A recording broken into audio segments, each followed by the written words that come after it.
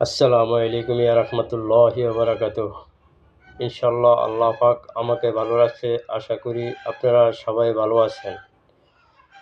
সকল আমার ফেসবুকের, ইউটিউবের ভাই ও বোনেরা, আপনাদের উদ্দেশ্য নিয়ে আমি কিছু ভিডিও তৈরি করতেছি।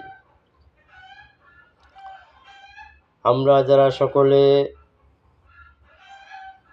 পরের অধীনে কর্ম করি, যে কর্ম করি, সরকারি হোক, বেসরকারি হোক, কোম্পানি হোক, মালিকানা হোক, আমরা সকলেই কাজ করি যারা বেতনভুক্ত, মাসিক হোক, দিনের হাজিরা হোক, সাপ্তাহিক হোক। আমরা সকল মুসলমান ভাইয়েরা এবং অন্যান্য জাতি ও ভাইয়েরা, সবার উদ্দেশ্যে আমি কিছু কথা বলিব। যদি আল্লাহ পাক আমাকে সুযোগ দেয় কথা বলার জন্য, তৌফিক দান করেন। আমার ভিডিওটা যদি একটু বড় হয়ে থাকে, দয়া করিয়া পুরো ভিডিওটা দেখবেন। তাহলে আমি যে কষ্ট করিয়া খুব শ্রম দিয়ে ভিডিওটা বানাইলাম, তাহলে আমার সার্থক পূরণ হবে, আপনারাও কিছু জানলেন। আমরা যে কর্মে আছি, যে অবস্থায় আছি, আমরা মালিকানা হোক, সরকারি হোক, বেসরকারি হোক, কোম্পানি হোক, কোনো কৃষকের কৃষি জমিনে কাজ করি, সে আমার মালিক। যে আমাকে বেতন দেয় সে আমার মালিক। আমাদের কাজ আমরা পারিশ্রমিক করি খুব কষ্ট করিয়া। সবাই পরিশ্রম করেন খুব কষ্ট করিয়া। আপনার বেতনের টাকাটা আপনার হালাল করে খাবেন। আপনার বেতনের টাকাটা আপনি হালাল করে খাবেন। এখানে হারাম ঢুকিয়া আপনার বেতনের হালাল টাকাটা হারাম করিয়েন না। আপনি সঠিকভাবে আপনার দায়িত্ব পালন করিবেন। সঠিকভাবে আপনার কর্মস্থলে থাকি আপনার কর্ম পালন করিবেন। হালাল করিয়া আপনার টাকা আপনি উপার্জন করিয়া আপনার সংসার, আপনার বাল বাচ্চা, বাপ মা, স্ত্রী, প্রিয়জনদেরকে খাওয়াইবেন। হারামের টাকা কেউই খাবেন না, কেউ খাওয়ানোর চিন্তা ভাবনা করিবেন না। আপনার হালালের কষ্টের টাকা আপনি সারাদিন পরিশ্রম করেন। আপনাকে পরিশ্রম করার জন্যই করা হলেই আপনাকে বেতন দেওয়া হয়, হাজিরা দেওয়া হয়। তাহলে ভাই, আপনার হালাল টাকাটা আপনি হালালভাবে খান। আপনি এখানে কিছু দুনিয়ার ভোগবিলাস করার জন্য, কিছু দুনিয়ার আনন্দ করার জন্য হারাম টাকা ঢুকিয়া আপনার হালাল টাকাটা নষ্ট করিয়েন না, হালাল উপার্জন নষ্ট করিয়েন না। আমরা সবাই আল্লাহর হুকুমগুলা মেনে চলতে হবে, রাসূলের সুন্নাহ তরিকা মতন চলতে হবে। তাহলে আমাদের ভিতরে যদি এই দুইটা গুণাগুণ থাকে, তাহলে আমরা যে কর্ম করি, আমরা কর্ম ইবাদতে যোগ হবে। তাতে আমাদের অনেক সওয়াব হবে, তাতে আমাদের অনেক বরকত হবে। আল্লাহ আমাদের উপরে খুশি হবে।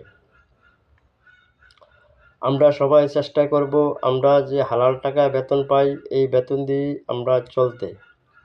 আমরা কিছু সামান্য হারাম টাকা এখানে ঢুকিয়া সব কিছু আমরা পুরো বেতন, পুরো মাসের টাকা, পুরো আপনার হালাল বেতনের টাকাটা আপনি নষ্ট করিবেন না, দয়া করিয়া। আমার কথাটা কারো কাছে ভালো লাগবে, কারো কাছে ভালো লাগবে না, এটা আপনাদের ভাই, যে মনের এখতিয়ার। আমার কিছু বলার নাই। যা কথা আমার হক তা আমি বলবো। যদিও আমার ভিডিওটা একটু বড় হয়ে থাকে, সবাই দয়া করিয়া দেখবেন। ভিডিওটা অনেক কষ্ট করি ভাই আপনাদের সামনেকে ভালো মন্দ কিছু কথা বলার জন্য, জানার জন্য, শেখার জন্য বলতে আসি। আমারও ভুল ত্রুটি থাকতে পারে, তাতে ক্ষমার দৃষ্টিতে দেখবেন। আপনি পরিশ্রম করেন সকাল থেকে সন্ধ্যা পর্যন্ত, যে কর্মই থাকেন, পরিশ্রম করে আপনি বেতন আনেন, তাতে আপনার জন্য এটা হালাল। এই হালালের ভিতরে যদি আপনি এক টাকাও হারাম ঢুকিয়ে দেন, তাহলে আপনার পুরো বেতনটাই আপনার হালাল থেকে হারাম হয়ে গেল।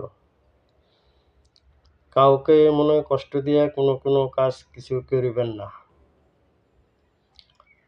যে যে দায়িত্ব আছেন, ছোট হোক বড় হোক, যে যে দায়িত্ব আছেন দায়িত্বগুলা সঠিকভাবে পালন করবেন। আপনার বেতন আপনি হালাল করে নেবেন। তাতে আল্লাহও খুশি, বান্দায়ও খুশি। এই দুনিয়াও শান্তি, আখিরাতেও শান্তি। দেখেন কার জন্য হারাম রুজি করিয়া, গাড়ি বাড়ি করিয়া, দুনিয়ার বিলাসিতা করার জন্য, ক্ষণিকের জন্য টাকা পয়সা কামিয়া আমরা রাখিয়া যাই। তাতে আমরা মৃত্যুর পরে আমাদেরকে কিছু দেওয়া হয় না। আমরা কে কি আমল করি, ওই আমলই আমাদের সাথে যাবে। আমাদের টাকা পয়সা, গাড়ি বাড়ি, অর্থ-সত্ত্ব কিছুই যাবে না। কবর ৩.৫ হাত জায়গা, তার বেশি কোনো কবর করা হয় না। তাও যে অবস্থা আমাদের দেশে আরম্ভ হয়ে গেছে, ৩.৫ হাত কবর কয়দিন পরেও থাকে না। এক কবরের উপরে আরেক কবর দেওয়া হয়। জায়গা সীমিত হয়ে গেছে, সবাই জায়গা বাড়ি করিয়া জায়গা পরিবেশ নষ্ট করিয়া এলায়, কবরের থাকার জায়গার কেউ চিন্তা করিয়ে না। আমরা বিশাল বাড়ি গাড়ি করি, অনেক কিছু জুড়ি, আসলে আমাদের লাশ ঠিকানা কোথায় হবে এটা আমরা কেউ চিন্তা করিও না, করি না। আমাদের শহরে দেখা যায় অনেক ভাইয়েরা আছেন, দরিদ্র ঘরের সবাই আমরা। অনেকে টাকা পয়সার মালিক হইছেন, ছেলে মেয়ে বিদেশ করে, নিজে ভালো চাকরি করেন, টাকার অনেক মালিক হয়েছেন। আগের আমাদের বাপ দাদা, আমরা ছোটবেলায় দেখছি অভাব অনটন। মানুষ কি হাওলাতে দিন কাটছে, দুবেলা ভাত খাইতেই কষ্ট হয়ে গেছে, দুই বেলা ভাত জোগাইতেই কষ্ট হয়ে গেছে। তা ভাই, আমাদের মুরব্বিয়ান যারা আছেন, আমাদের পূর্বপুরুষ যারা আছেন, তারা অনেক কষ্ট করিয়া এই সম্পদ রেখিয়া গেছেন। তারা কষ্ট করছে সম্পদ রাখার জন্য, আমাদের জন্য।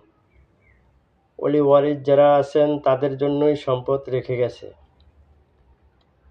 আমরা নিকট আমাদের আত্মীয়, বাবা, দাদা, দাদি, নানা, নানি, আমাদের নিকট আত্মীয়, ভাই বেরাদার, বোন যারা আছেন নিকট আত্মীয়, এই দুনিয়া থেকে চলে গেছেন। আল্লাহর হুকুম মতন এই দুনিয়া থেকে বিদায় নিয়ে গেছেন। তাদের জন্য দোয়া করবেন নিজেরা। কোনো ওলামায়ে কেরাম, কোনো হুজুর ভাড়া করে আইনা দোয়া করিলে এই দোয়া কবুল হয় কিনা সন্দেহ। আপনার দোয়া আপনি করবেন, আপনার ভাইয়ের জন্য আপনি দোয়া করবেন, চোখের পানি পালিয়া। আপনার বাবার জন্য আপনি দোয়া করবেন, আপনার মার জন্য আপনি দোয়া করবেন, আপনার আত্মীয় স্বজনের জন্য আপনি দোয়া করিবেন। তখন আপনার আপনার দোয়াই সবচেয়ে বড় মূল্যবান সম্পদ হয়ে দাঁড়াবে। একজন বারেটা মৌলবি আইনা আপনি দোয়া করিলেন, তাই কিছুক্ষণের জন্য আপনার আত্মীয় স্বজনের জন্য সে কিছু দোয়া করিয়া গেল। আর আপনি সেই সারাদিন ৫ ওয়াক্ত নমাজে তার জন্য দোয়া করিবেন, যেসব মনে পড়ে তার জন্য দোয়া করিবেন, তার জন্য কিছু দান সৎকা করিবেন। এমন দান সৎকা করিয়েন না যে তাতে আপনারও উপকার আসলো না, আপনার মৃত ব্যক্তি যার জন্য দান সৎকার করলেন তারও উপকারে আসলো না।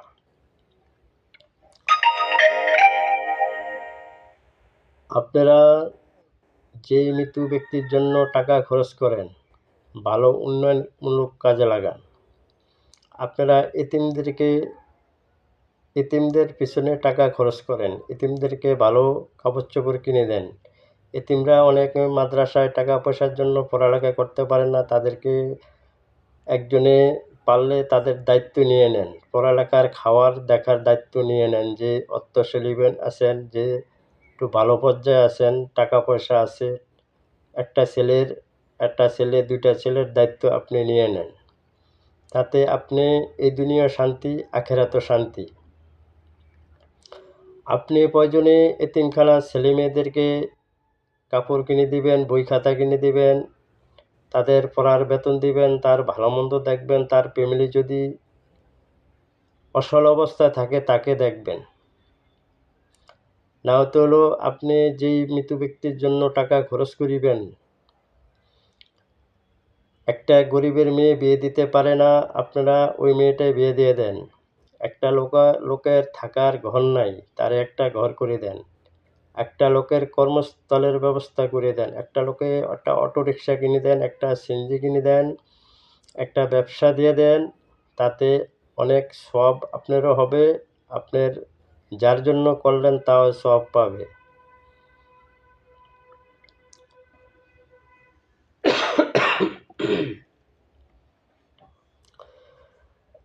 তাতে ভাই টাকাটা যে আপনার কাজে লাগে, আপনি যার জন্য খরচ করলেন সে সওয়াব পাবে, আপনারও সওয়াব হবে। সঠিকভাবে কাজে লাগান। আর কিছু মা ও বোনেদের উদ্দেশ্যে বলি, আপনাদের স্বামীরা যারা আপনাদের স্বামীগিরে আছে, আপনাদের ছেলে আছে, আপনাদের বাবা আছে, যারা চাকরি করে, যেখানে টাকার ইনকাম হয়, ঘুষ লেনদেন চলে, তা থেকে আপনারা বিরত থাকেন। আপনার স্বামীকে বলবেন যে যা বেতন পাও তা দিয়ে আমরা ডাল ভাত খাবো, আমাদের ছেলেমেয়ে মানুষ করব, আমরা সৎ পথে চলবো, তাতে দুনিয়াতে খুশি, আখিরাতেও খুশি, আল্লাহ খুশি, আমরাও খুশি।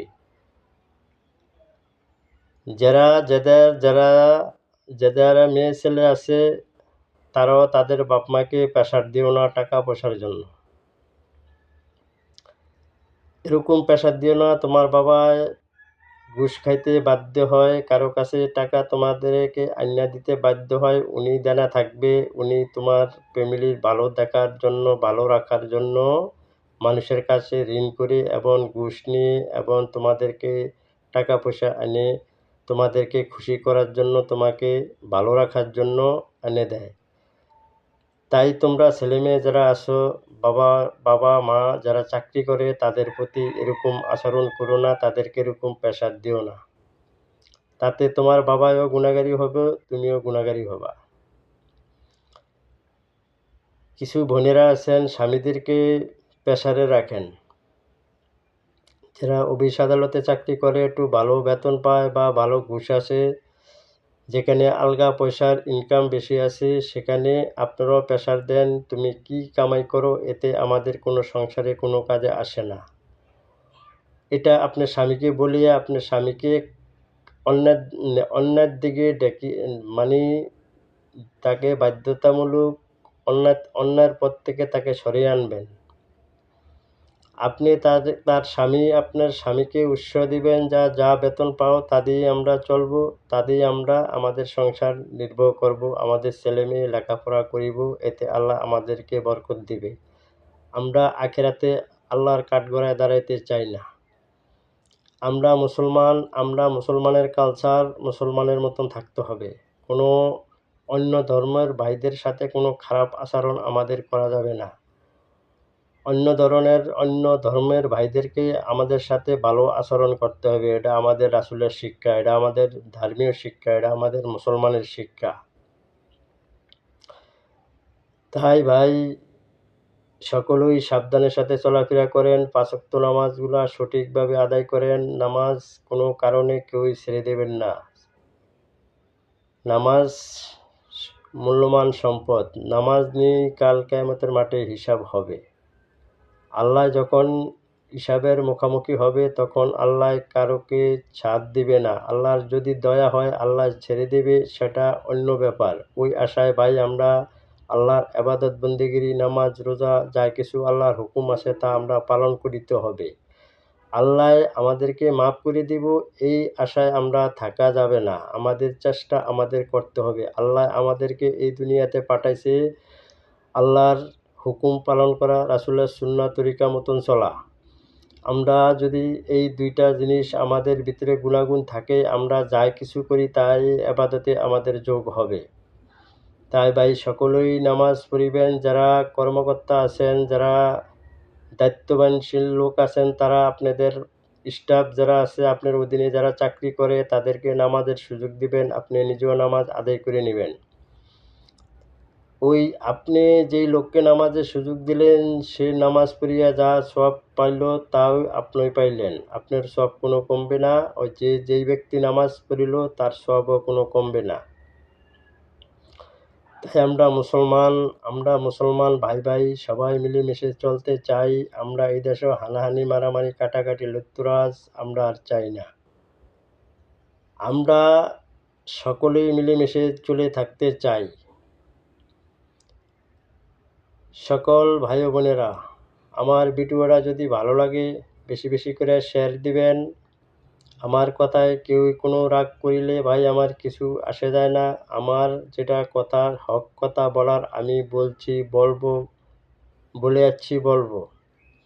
তাই দয়া করে ভিডিওটা লম্বা হলো, ভিডিওটা যদি একটু বড় হয়ে যায় তাও দেখে নেবেন। তাতে আপনারও কিছু জানা হলো, আমারও কিছু জানা হলো। আমরা একে অপরকে জানার আমরা প্রয়োজন। এক মুসলমান আরেক মুসলমান ভাইকে কিছু কথা বলা, কিছু দিনের কথা বলা, কিছু জানা, কথা শেখা, এগুলা আমাদের দায়িত্ব। আসসালামু আলাইকুম ওয়া রাহমাতুল্লাহি ওয়া বারাকাতুহু।